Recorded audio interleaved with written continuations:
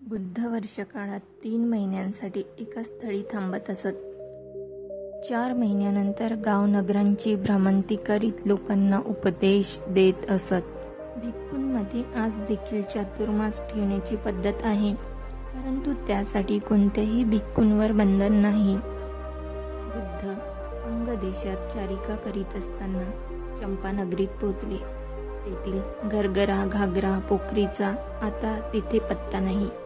चंपानगर मगध राज्य बिंबिसारांनी आपल्या पूज्य ब्राह्मणास सोंडंडास प्रदान केले होते.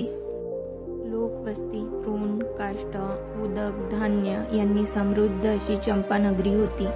बुद्धांची कीर्ती संपूर्ण उत्तर भारतात पसरली होती.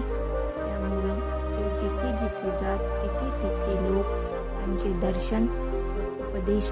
ब्राह्मण सोंडंडास हे वृत्त कळताच तो सुद्धा पुष्कळशा ब्राह्मणांना सोबत घेऊन बुद्धांकडे गेला. पुष्करिणी नगराच्या बाहेर होती. जवळच वनखंड सुद्धा होते. तिथे पोहोचताच सोंडंडाच्या मनात तर्क वितर्क सुरू झाले. जर मी प्रश्न विचारण्यात काही चूक केली आणि बुद्धाने माझी चूक पकडली तर आमच्या मंडळातील लोक समजतील की सोंडंड ब्राह्मण अज्ञानी आहे. याच्यात प्रश्न करण्याची देखील पात्रता नाही. लोकांनी या प्रकारे तिरस्कार बुद्धी ठेवल्यास माझी अपकीर्ती होईल.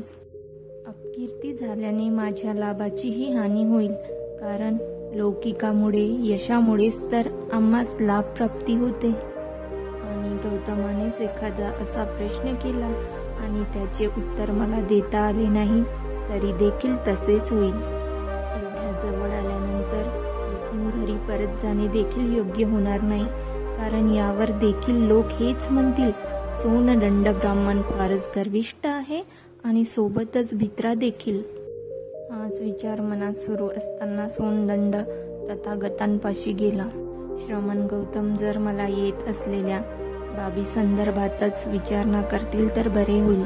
जणू त्यांच्या मनातील भाव जाणूनच बुद्ध म्हणाले, ब्राह्मण कोणत्या कोणत्या गुणांनी युक्त पुरुषास ब्राह्मण म्हणतात.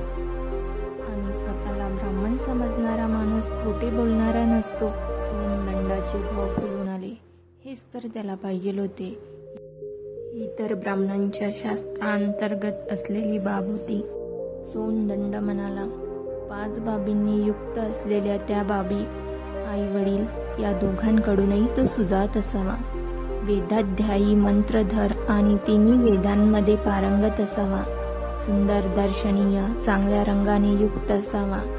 सदाचारी असावा आणि पंडित मेधावी यज्ञ दक्षिणा प्राप्त करण्यात उच्च स्थान राखणारा असावा.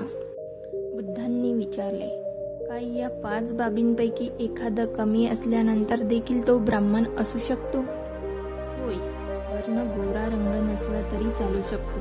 मात्र उरलेल्या 4 बाबी असल्यास तो ब्राह्मण आहे. बुद्धांनी विचारले, काय बाकी 4 बाबींपैकी कोणत्याही एका बाबीस सोडल्यास देखील त्याला ब्राह्मण म्हणता येईल? मंत्र वेद आदीच्या अध्यापनाची बाब सोडता येऊ शकते. जर तो सुजात सदाचारी आणि पंडित असेल तर त्यास ब्राह्मण म्हणता येऊ शकते. बुद्धांनी विचारले, काय या 3 बाबींपैकी कोणतेही एक वगळल्यास बाकी 2 बाबींनी युक्त असलेल्यास ब्राह्मण म्हणता येईल? होय, सुजातच्या नियमास वगळता येऊ शकते. सदाचारी व पंडित असल्यास त्याला ब्राह्मण म्हटले जाऊ शकते. ते म्हणू लागले. सोंडंडाच्या या वक्तव्याने त्याच्या सोबत असलेल्या ब्राह्मण मंडळींमध्ये एकच कल्लोळ झाला. सोंडंड विचारसंभ्रमात पडला. याच वेळी बुद्ध ब्राह्मणांना म्हणाले, जर तुम्ही सोंडंडास कमी शिकलेला, असुवक्ता, चांगले व्यक्तित्व करता न येणारा आणि दुष्प्रज्ञा प्रज्ञाहीन समजत आहात तर तुम्हीच माझ्याशी चर्चा करा. जर तुम्ही सोंडंडास या गुणांनी युक्त मानत आहात तर त्यालाच चर्चा करू द्या. हे ऐकून सोंडंडाची हिंमत वाढली. तो भगवंतास म्हणाला, आपण जरा थांबावे, मीच यांना उत्तर देतो.